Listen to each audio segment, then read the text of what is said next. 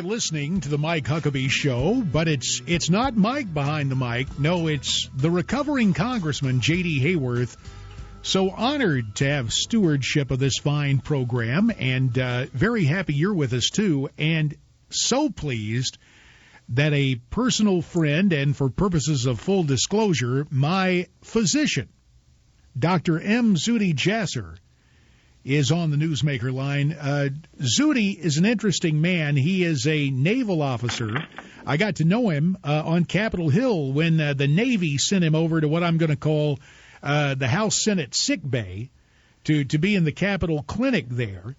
And I said at that time, when later he told me it was his intent to retire from the Navy and go into practice in Phoenix, Arizona, wow, you're going to be my doctor. And he took me on, and in a more serious vein, in terms of public policy and where we are as a nation with reference to fighting the war on terror, Dr. M. Zuhdi Jasser is the founder and president of the American Islamic Forum for Democracy. I thought it would be a good idea to get the perspective of a former naval officer, a practicing physician, and a devout Muslim who is as far afield from CAIR as he can possibly be, to get a take on what went on last week in Boston, where the Chechen extremists fit in to the whole notion of Islamofascism, and for his take on where we are in dealing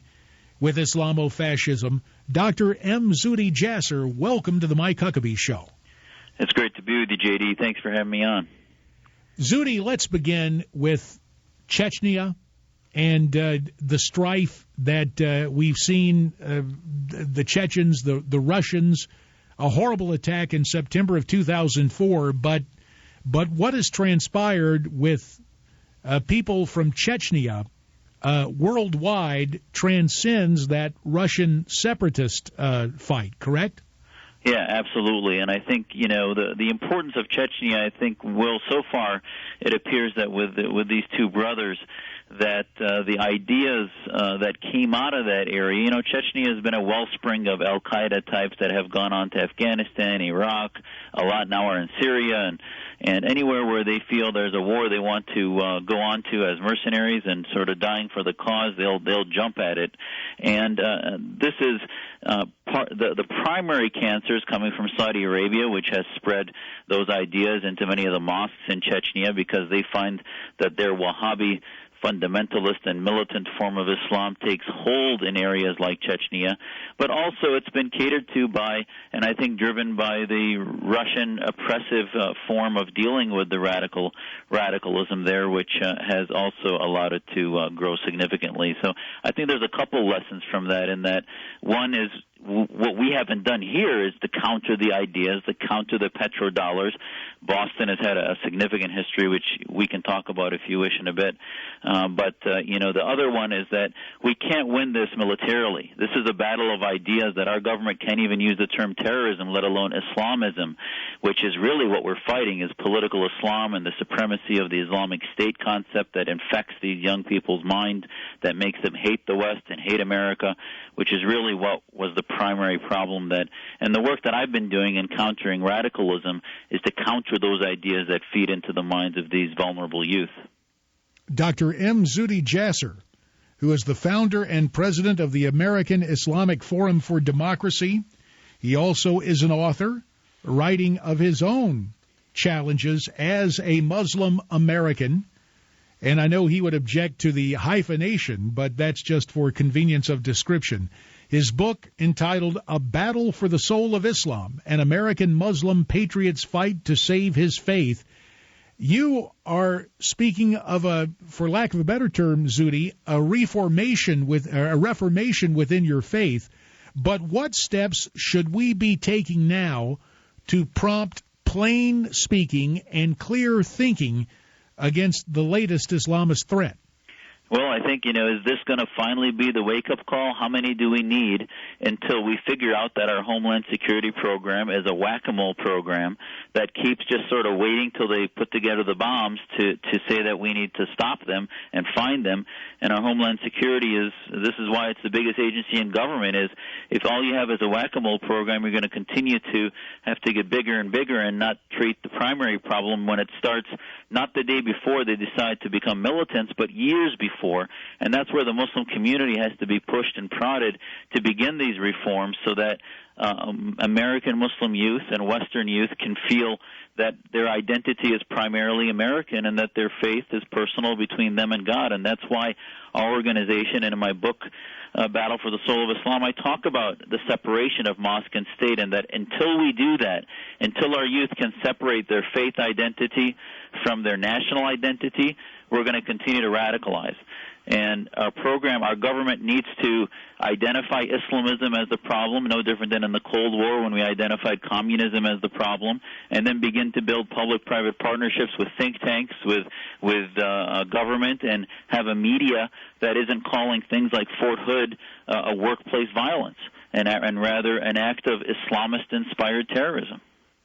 So briefly, and we may have spoken about this before, but Zuhdi, I believe it deserves amplification. Draw again for us the distinction between Islam as a faith and Islamism as an ideology. Right. So Islam as a faith, and that of 1.5 billion people, is a faith that I believe is similar to the moral values of Christianity and Judaism, of honesty, integrity, and that personal relationship with God. Islamism is theocratic ideas where the government should be run by Sharia law, where the clerics should be writing law. The state's identity is one of Islam, like we see in Saudi Arabia or in Iran or with the Muslim Brotherhood in Egypt. So our First Amendment, our Establishment Clause, is completely incompatible with Islamism.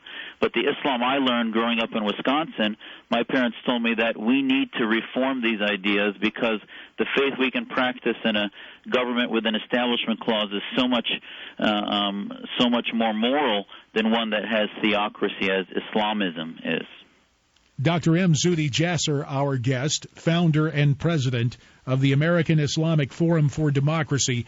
Zuhdi, on a personal note, it must be challenging, and this is a euphemism, but it must be challenging, to say the least, to espouse feelings that, well, sadly, seem to be at odds with at least rather vocal American Muslims, as embodied in CAIR and other organizations, always searching for a sense of outrage and an effort to explain away, it seems to me, the violence perpetrated against Americans through Islamism. I can't tell you enough how that's probably the most important aspect of our work, and I'm so glad you underscored that, because, not only are they in denial, but they are actually part of the problem.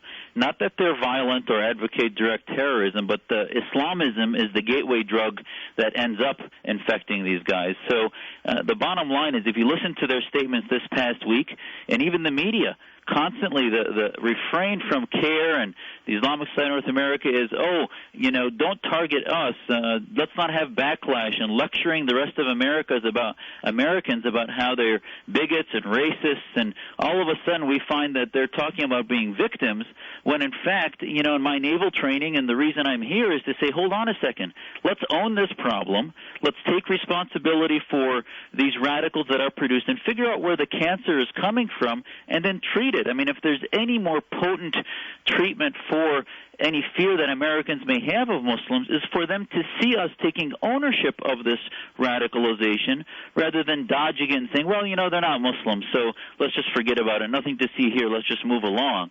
When, in fact, how many arrests do we need to wake up to the fact that there is a problem of lack of identification of our youth with this society, and this new normal we keep hearing about in the media is something we can fix.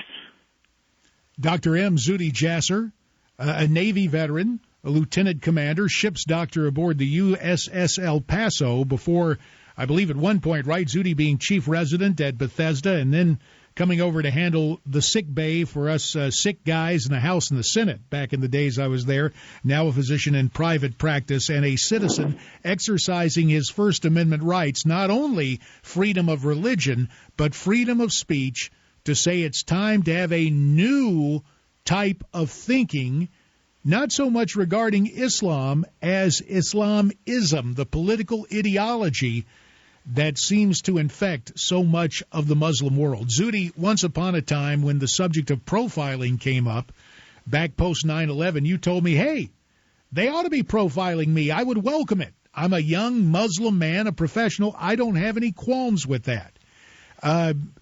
As the years have passed, and now we see last week's attack apparently perpetrated by Chechens who have become radicalized in their own right and quite eager to join in the cause with Al-Qaeda.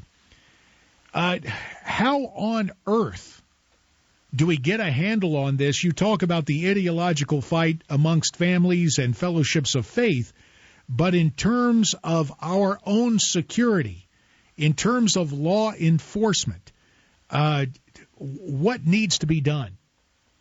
Well, I think, as I wrote in National Review yesterday, I'm really curious. When they interviewed this guy in 2011, Tamerlan, the older Tsarnaev brother, what did they ask him? It seemed like they interviewed him at the behest of the Russian government, they said a foreign government. But I'd be curious as to what they asked him. And I've spoken to a number of Homeland Security groups, and one of the messages I tell them is, the government should not be in the business of preventing free speech, but it certainly should be monitoring speech. Because in Boston, for example, they had recent two major arrests of Al-Qaeda sympathizers in the past 3 years. One is Afia Siddiqui, and the other is Tariq Mahena, who were both MIT grads that were working with and supporting Al-Qaeda.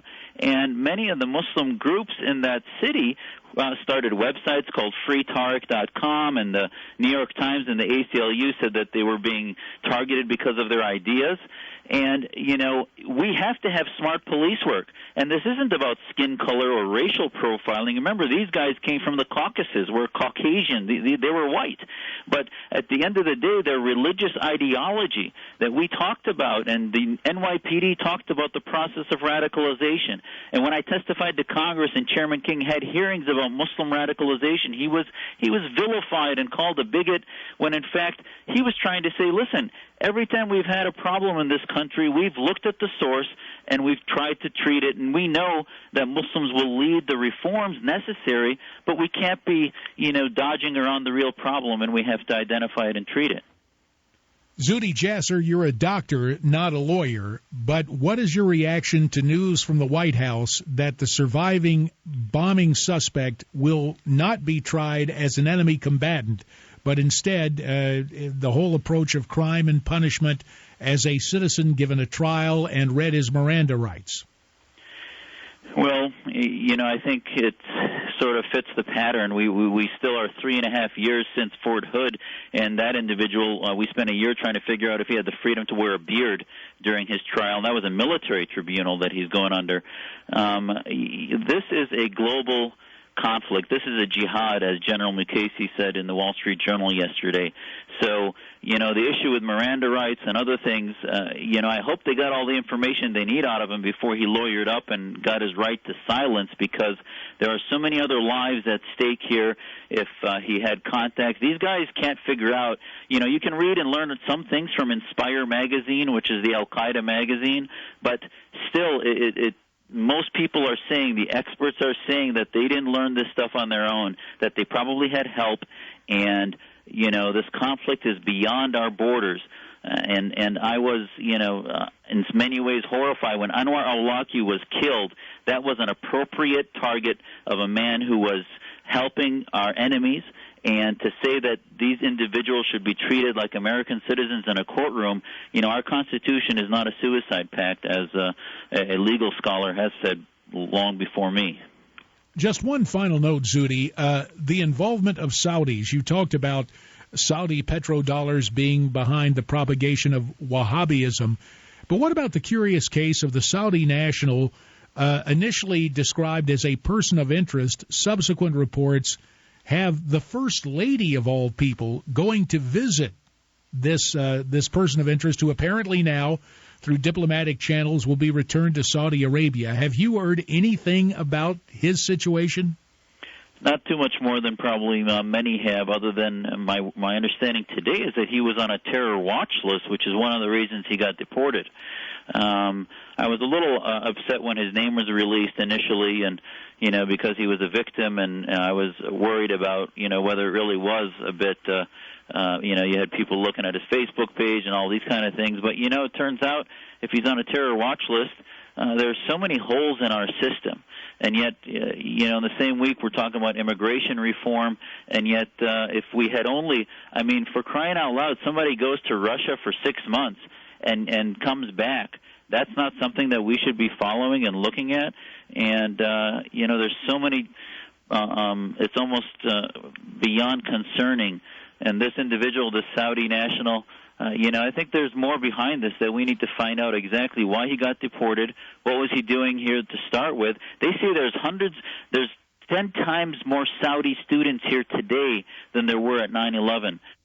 Wow. Dr. Zuhdi Jasser, we thank you for your input, the founder and president of the American Islamic Forum for Democracy. Lots more ahead. JD for Mike on The Mike Huckabee Show. The Mike Huckabee Show.